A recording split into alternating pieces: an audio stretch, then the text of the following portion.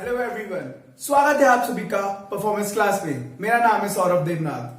हमने पिछले वीडियो में रेशियो और प्रोपोर्शन के कुछ कॉन्सेप्ट्स पढ़े थे। हमने देखा था कितने टाइप्स के रेशियो होते हैं। हमने देखा था 4 type, third type, second type और जिसको बोलते थे mean type, mix type, inverse type. फिर हमने प्रोपोर्शंस के कुछ कॉन्सेप्ट्स देखे थे। आई होप आपको समझ में आ गया होगा। आज के वीडियो में हम लोग पढ़ने वाले हैं कुछ रेशियो के क्वेश्चंस। 1 मिनट क्वेश्चंस पढ़ेंगे जिसको हम सॉल्व करेंगे किससे? रेशियो से। दूसरे कोचिंग इंस्टीट्यूट में एक्स लेके पढ़ाएगा, मैं आपको पढ़ाऊंगा रेशियो से। बने रहो मेरे वीडियो में। मैं बोलता हूं जो मैं पढ़ाने वाला हूं, ये अगर नहीं आया पेपर में नाम बदल के रख देना। आज का वीडियो बहुत ही इंटरेस्टिंग होने वाला है, बहुत ही सॉलिड होने वाला है, क्योंकि यही क्वेश्चन पेपर में पूछेगा। विश्वास नहीं तो बने रहो, देखो पेपर, देखो पूरा वीडियो। चलिए चालू करें। चलिए चालू करते हैं। तो वीडियो को स्टार्ट करने से पहले मैं रेशियो के कुछ इंपॉर्टेंट चीजें बता दूं। सपोज मेरे पास 2 नंबर है ए और बी। ले लेते हैं, 4-5 दिन से ए और बी चला रहे हैं, चला आज भी चला देते हैं। ए और बी रेशियो 5:6 में है सपोज। ठीक है, समझ में आ रहा है? दिमाग लगाइएगा, सोचिएगा। 5:6 में है सपोज। तो मेरा पहला इंपॉर्टेंट पॉइंट है कि मैं अगर कोई भी नंबर इसमें प्लस करूं, सपोज मैंने प्लस किया 7, ठीक है, और प्लस किया इसमें भी 7, ठीक है, तो ये 7-5 हो गया कितना? 12, 7-5 12, और इधर कितना हो गया? 6 से 12 13, राइट? तो मैं नहीं लिख सकता हूं 12:13। क्यों? यही दिमाग में लाना है, इसलिए नहीं लिख सकता क्योंकि क्या पता ये 5 और जो 6 हो, ये तो रेशियो में है ना, ये तो नंबर में नहीं है। क्या पता ये यहां पे हो सपोज 25 और यहां पे ओरिजिनल नंबर 30 हो, काट पीट के 5:6 आया हो। समझ में आया पहले इंपॉर्टेंट पॉइंट? दूसरे इंपॉर्टेंट पॉइंट पे आता हूं। दूसरे इंपॉर्टेंट पॉइंट है, फिर से ले लेते हैं नंबर ए और बी। फिर से नंबर ए और बी ले लेते हैं। अब देखिए, ध्यान से देखते चलिएगा।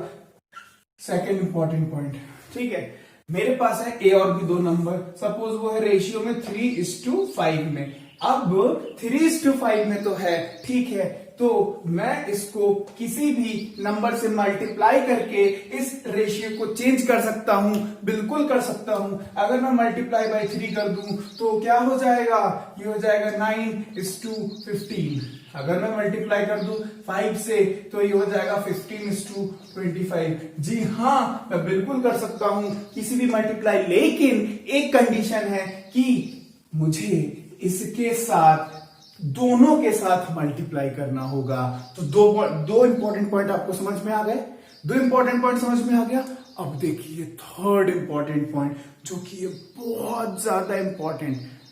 थर्ड इंपॉर्टेंट पॉइंट देखिए, ठीक, समझ में आ रहा है ना? समझ में आ रहा है ना? अब देखिए कि सपोज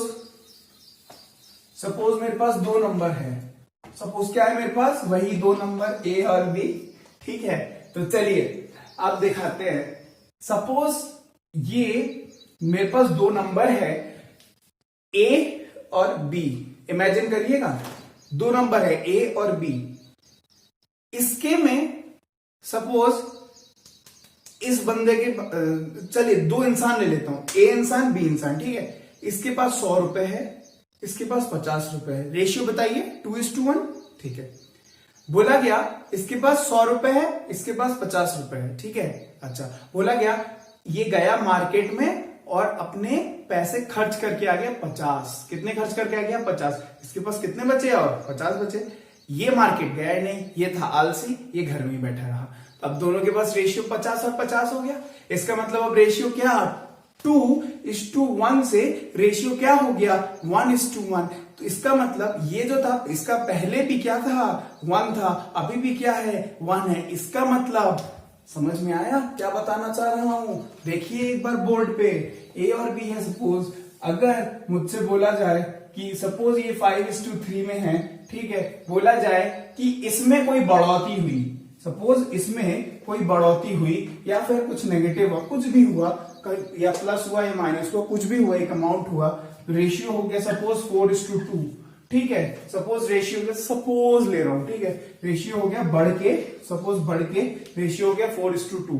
ठीक है, इसका मतलब बड़ा क्या, यही बड़ा ना, लेकिन इसके चक्कर में ये भी थोड़ा सा इधर उधर हो गया। इसका मतलब सिंस बी नहीं बढ़ा तो ऐसे क्वेश्चंस में मैं क्या करूंगा, मैं बी को, ये तो बढ़ा ही नहीं, ये तो वही का वही रहा, इन दोनों का एलसीएम लूंगा जो कि होगा क्या 6। अब मैं 6 बनाऊंगा, 6 बनाने के लिए 2 से मल्टीप्लाई करूंगा, 3 से मल्टीप्लाई करूंगा, इन दोनों को सेम करूंगा। सेम इसलिए करूंगा क्योंकि इन दोनों में तो कोई चेंज नहीं आया है, और इसको 2 से करूंगा तो इसको भी 2 से करना पड़ेगा मल्टीप्लाई, और इसको 3 से किया तो इसको भी 3 से करना पड़ेगा। अब मैं इन दोनों में डिफरेंस देखूंगा।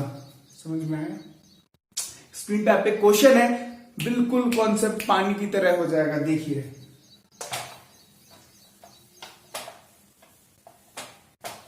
कॉन्सेप्ट पानी की तरह हो जाएगा। क्वेश्चन क्या कह रहा है? क्वेश्चन आपका बोल रहा है कि दो फ्रेंड्स है ए और बी। चलिए, ए और बी दो फ्रेंड्स है, ठीक है, और उनके पास बनाना किस रेशियो में है, 6:5 रेशियो में है, ठीक है ना। तो बी ने क्या किया, बी ने 18 बनाना और खरीद लिए, इसने 18 बनाना खरीद लिए, ठीक है। अब रेशियो क्या हो गया जिसके कारण 3:4 हो गया। समझ में आया? अब वो बोल रहा है इनिशियली इन दोनों के पास कितने बनाना थे। चलिए अब देखते ध्यान से कैसे करूंगा इस क्वेश्चन को, ध्यान से देखिएगा, बिल्कुल ध्यान से देखिएगा। चलिए, बी ने 18 बनाना खरीदे, ओके। ए ने तो भाई कुछ भी नहीं खरीदा, जिसके उसके पास जो था वही रहा। इसका मतलब ये पहले अगर 6 था, अभी भी तो उसको 6 होना चाहिए ना, पर यहां तो 3 है, बना देते हैं ना 6, multiply by 3, multiply by 2, multiply by 2। जैसे ही मल्टीप्लाई बाय 2 करूंगा तो यहां क्या हो जाएगा, ये इक्वेशन को क्या मैं लिख सकता हूं कि 6:8, 6:8 लिख सकता हूं ना, 6:8, ठीक है। आ गया 6 और 6 कॉमन, मैंने बना लिया। अब मुझे देखना है, मैंने इसको 6 और 6 को तो बना दिया कॉमन, अब मुझे क्या देखना है, ये 5 और ये 8, 5 से बढ़ गया 8, मतलब बड़ा कितना है, 5 से लेके 8, 3 बड़ा है ना, 5, 6, 7, 8 है ना, 3 बड़ा है। लेकिन इसकी वैल्यू तो बोली गई है ना कि 18 बनाना उसने और ज्यादा खरीद लिए हैं, तो एक की वैल्यू क्या होगी, एक की वैल्यू 6 होगी। अब वो समझ में आया? अब वो क्या बोल रहा है कि अब वो बोल रहा है इनिशियली कितने थे, एक की वैल्यू 6 हुई तो 6 की वैल्यू क्या होगी, 6 6 36, और बी की वैल्यू क्या होगी, 6 5 30। इसका मतलब पहले उनके पास 36 बनाना थे, ए के पास, बी के पास था 30 बनाना। जब उसने 18 बनाना खरीदे प्लस 18 तो हो गया उसके पास कितने, 48। समझ में आया? तो लाइक और शेयर जरूर करिए, सब्सक्राइब भी करिएगा, है ना। चलिए, ए और बी मेरे पास 2 नंबर है, ठीक है। अब देखिए, ध्यान से देखिएगा, बिल्कुल ध्यान से।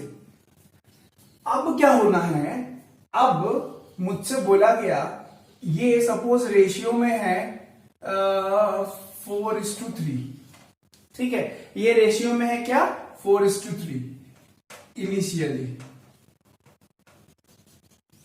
Right, initially, okay. अब देखिए, बोला गया इससे मैंने 12 माइनस किया, कितना, 12, इससे भी मैंने कितना माइनस किया, 12। अब 12 माइनस करके, सपोज 12 माइनस करके रेशियो आ गया 3:2, रेशियो आ गया 3:2 ना देके कर देता हूं क्या, 5:2, सपोज 5:2 रेशियो आ गया, ठीक है, 5:2। अब मुझे क्या कॉन्सेप्ट समझना है, ध्यान से देखिएगा।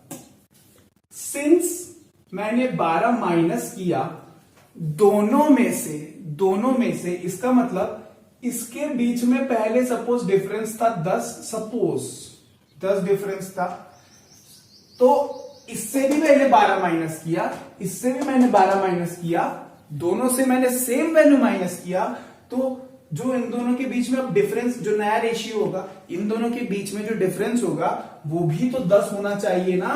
क्यों? क्योंकि मैंने सेम वैल्यू को सब्सट्रैक्ट किया। You are getting my point? Are you getting my point? Okay, तो इस कॉन्सेप्ट का अब मैं यूज करने वाला हूं। क्या कॉन्सेप्ट दिया? Suppose we have two numbers A and B, okay, and the difference between A and B is something, and after doing the subtraction or the addition or anything, adding the value or subtracting the value from the both numbers, but the point is, but the condition is the number that we are adding or subtracting should be same from the both numbers. Then the difference between the ratio, the final ratio, should be equal to the initial ratio. You are getting my point? Okay, the question is on your screen. Just read it. तो question बोल रहा है कि two numbers in the ratio of 3:2, इससे क्या किया गया? 12 subtract किया गया। क्या किया गया? 12 सब्सट्रैक्ट किया गया, and the new ratio become 5:3. Okay, find the biggest number. Find, मैंने क्या बोला था? 12 ही किया गया है ना। अब देखिए इधर पे कितना डिफरेंस दिख रहा है मेरे को? एक ही है ना, 3 और 2, 3 - 2 1। यहां पे क्या डिफरेंस दिख रहा है? 2। अब यहां पे 2 डिफरेंस दिख रहा है, यहां 1। डिफरेंस तो सेम होना चाहिए था क्योंकि सेम वैल्यू को सब्सट्रैक्ट किया। अब मैं क्या करूंगा? चलो उसको 2 बना देता हूं। 2 कैसे बनाऊं? इसको मैं पूरे को 2 से मल्टीप्लाई अगर कर दूं तो ये क्या हो जाएगा? इक्वेशन पलट के हो जाएगा। क्या? मिटा के लिख देता हूं। 3:2 था तो इक्वेशन हो जाएगा क्या? यहाँ 3:2 था, है ना, तो पलट के क्या हो जाएगा? 6:4। 6:4 समझ में आया? ओके, 3:2 को मिटा देता हूं तो 6:4 हो गया। अब यहां पे डिफरेंस क्या हो गया? 2। अभी मैंने क्या पढ़ा था? मैं किसी भी इक्वेशन को किसी की चीज से मल्टीप्लाई कर सकता हूं, है ना, लेकिन कंडीशन क्या है? वो दोनों में मल्टीप्लाई हो। अभी मैंने पढ़ा था सेकंड कॉन्सेप्ट में, है ना, तो चलिए उसी का मैंने इस्तेमाल किया। अब देखिए, अब 4 से कहां गया? 3, मतलब 4 से 3 गया। डिफरेंस कितना हुआ? 1। अब इसी की वैल्यू बोली है क्या? 12। इसी की तो वैल्यू बोली है 12, तो मतलब 1 की वैल्यू 12। अब बोल रहे बड़ा नंबर बताओ, तो बड़ा नंबर देख लो कौन सा है? छठवां वाला है ना बड़ा नंबर, 6 है ना बड़ा नंबर। तो मल्टीप्लाई कर दूं, 6 × 12 हो गया कितना? 72। Am I right? Yes I am right. तो समझ में आया क्वेश्चन? कितने इजी तरीके से सॉल्व करते हुए हम लोग लेके चले गए, है ना। समझ में आ रहा है? मजा आ रहा है तो लाइक करिए, मजा आ रहा है तो लाइक करिए और शेयर करिए अपने दोस्त लोगों के साथ। अब देखिए एक नया कॉन्सेप्ट पे आता हूं। अब देखिए एक नया कॉन्सेप्ट जो कि बहुत ब्यूटीफुल कॉन्सेप्ट है। कॉन्सेप्ट क्या बोल रहा है कि सपोज मैं हूं और ये मेरा एक दोस्त है, ठीक है। मेरे पास कुछ पैसे थे और इसके पास कुछ पैसे थे। मैंने क्या बोला? तुझे पैसे की जरूरत है, रुक, मैं तुझे कुछ पैसे दे देता हूं। मैंने कुछ पैसे लिए और दे दिए। अब मेरे पास जो पैसा था वो पैसा कहां चला गया? इसके पास चला गया। इसका मतलब हम दोनों के पास पहले जो पैसा था उसका वैल्यू और अभी पैसा मेरे देने के बाद उसका वैल्यू दोनों तो सेम है। क्यों सेम है? मेरे पास जो पैसे थे वो कम हो गया, इसके पास जो पैसे, सपोज मेरे पास थे 100 रुपए, इसके पास थे 50 रुपए, मैंने इसको 50 रुपए दे दिए तो मेरे पास 50 रुपए बचे, इसके पास हो गए 100। पहले मेरे पास 100 थे, इसके पास 50 थे, अब क्या हुआ? मेरे पास 50, इसके पास 100 हो गया। समझ में आया? इसका मतलब मैं क्या बोलना चाह रहा हूं कि सपोज एक 2 नंबर है, सपोज 2 पर्सन है, ठीक है। अगर दोनों का सम में कोई हेर फेर होता, मतलब मेरा पैसा इधर गया, उसका पैसा इधर आया, या मेरा कोई अमाउंट उधर चला गया, उसका कुछ अमाउंट इधर आ गया, तो दोनों का सम क्या होगा? सेम होगा।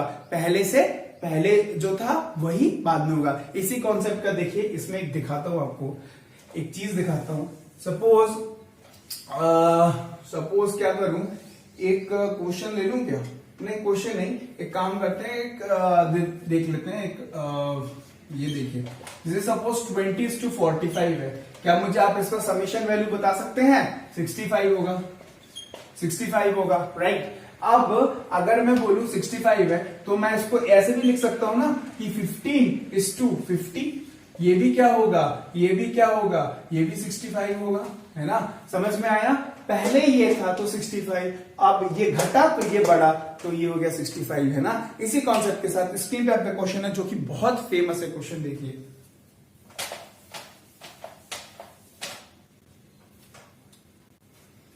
तो क्वेश्चन बोल रहा है क्या कि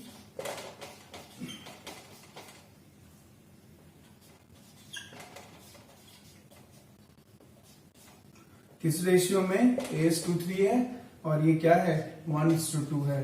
फाइंड क्या करना है?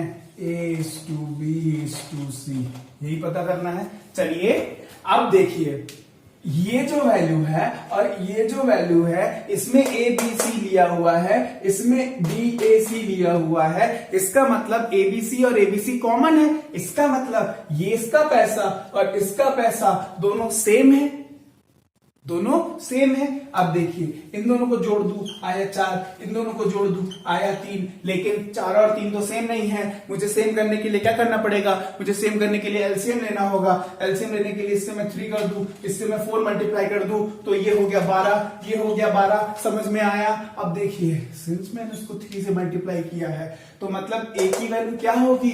A की value 1 × 3 which is equal to 3। A की वैल्यू आ गई, समझ में आया? अब देखिए, जैसे 4 है, यहाँ B की वैल्यू 1 है तो मुझे क्या है, B की वैल्यू इज इक्वल टू क्या होगी 1 × 4 विच इज इक्वल टू 4। तो मैं लिख सकता हूं यहाँ पे A की वैल्यू 3:4। अब C की वैल्यू पता करने के लिए क्या करना पड़ेगा मुझे? अब देखिए, इसकी वैल्यू क्या होगी 3 × 3 which is equal to 3 × 3 which is equal to what? Which is equal to 9। मुझे पता है B + C is equal to क्या हो गया 9 हो गया। B की वैल्यू मुझे पता है 4 है, B की वैल्यू 4 है, दोनों का सम है 9, B की वैल्यू 4 है, 4 माइनस कर दूं, C की वैल्यू आ गई 5 तो मैं लिख दूं, मुझे आंसर मिल गया 3:4:5। समझ में आया? कॉन्सेप्ट का यूज किया, this is equal to this because ABC इसमें भी है, ABC उसमें भी है। अब इन दोनों का रेशियो जो है वो सेम करना था, मैंने एक एलसीएम लेके सेम कर दिया। अब जिससे मल्टीप्लाई किया, ये तो 1 था, 3 से मल्टीप्लाई किया, ये 3 बन गया। ये 3 था तो 3 से मल्टीप्लाई किया तो 9 बन गया। ये 4 था, ये 4 से मल्टीप्लाई किया 4 बन गया। इसको इससे जोड़ा तो ये 8 बन गया। सब मैंने लिख दिया। You are getting my point. चलिए आज का लास्ट क्वेश्चन करेंगे। स्क्रीन पे क्वेश्चन है,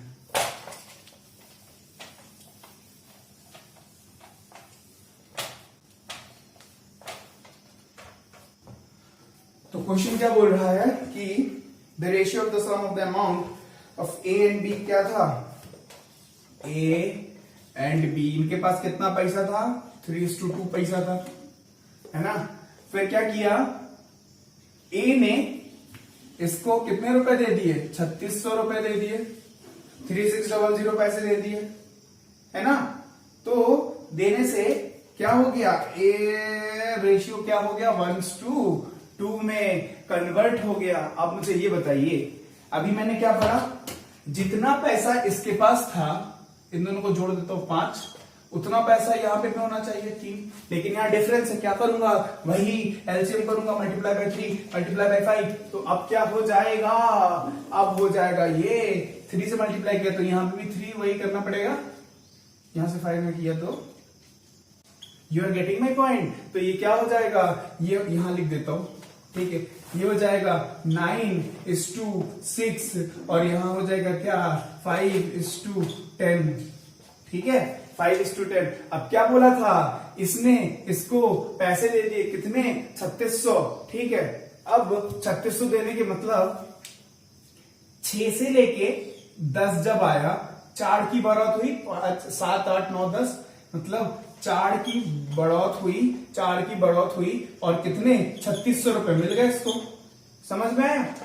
और देखिए यहां पे भी यहां नहीं समझ में आ रहा तो यहां देखिए, ये ए और ये बी है, ये इनिशियल कंडीशन, ये फाइनल कंडीशन है। इसके पास 3600 रुपए थे, इसने इसको 3600 रुपए दे दिए, तो घट के हो गया 5, मतलब चार ही घटा, 4 की वैल्यू ये है, तो 1 की वैल्यू क्या 900, 1 की वैल्यू 900। और क्वेश्चन में क्या बोला है कि सबकी वैल्यू बताओ, सबकी वैल्यू बताओ मतलब पहले की वैल्यू, पहले क्या था, पहले 9 था और 6 था, है ना, तो पहले की वैल्यू बताओ, तो 9 9 जा 81, तो मैं लिख सकता हूं ए की वैल्यू और बी की वैल्यू लिख रहा हूं, ठीक है, ए की वैल्यू और बी की वैल्यू लिख रहा हूं, तो 900 और 9, तो लिख दूं 8100 रुपए था, और इसके पास क्या था 9 इंटू 6 54, तो 5400 रुपए था। समझ में आ गया, समझ में आ गया। चलिए, ये था आज का आखिरी क्वेश्चन। आई होप आपको सारे क्वेश्चन समझ में आ गए होंगे, but still if you have any confusion, any doubt, okay, so you can directly message me in Facebook, this is my Facebook ID. और अगर आपको कोई भी दिक्कत हो इसी मैसेज के साथ साथ आप बिल्कुल कमेंट सेक्शन में मुझसे कोई भी डाउट पूछ सकते हैं किसी भी टॉपिक से रिलेटेड। और उसी के साथ साथ जो है मैं वीडियो को एंड करना चाहता हूं, और मिलते हैं आपसे नेक्स्ट वीडियो में। आई होप आपको वीडियो बहुत अच्छा लगा होगा। अगर आपको अच्छा लगा है तो लाइक और सब्सक्राइब और कमेंट जरूर करें, और आप अपना इंपॉर्टेंट फीडबैक दें, और आप ये भी बता सकते हैं और मैं किस इनोवेटिव तरीके से आपको समझाऊं जिससे आपको और बेहतर तरीके से समझ में आए। I hope everything is clear, I made everything clear. So इसी के साथ आपसे विदा लेता हूं, मुलाकात होगी आपसे नेक्स्ट वीडियो में, तब तक के लिए bye bye and have a nice day.